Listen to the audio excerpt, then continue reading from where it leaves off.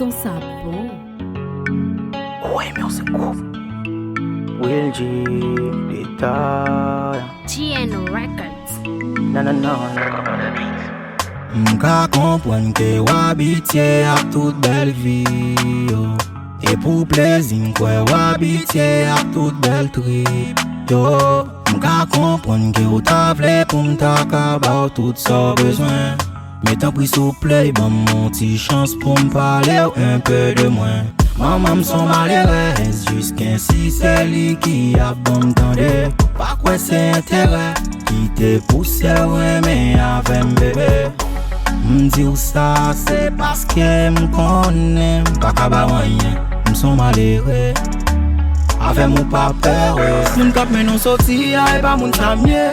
Moun ki gen l'argent, e pa moun samye. Moun ka bite nan gwo kay la, e pa moun samye. Ou ki possède machine, e pa moun samye. Pa ka men nou nan cinéma, men nou nan piscine, men nou fè programme ak fami ou zami ou. Men beti jen sou mbo yo pa sorti rive la. E fòm ka fè ou pa ka sorti rive la.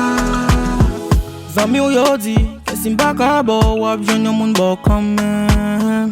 Yo mande si m'pa won, deske m'kite se sel ou même kap bon mwen. Zami ou yo di, koman fè fréquenton moun ki pa ka fè anyen pou. Ou di moun di yo, ke sa pa fè anyen. Se ou kachete yo di tout sa m'bossede, se ou kachete yo.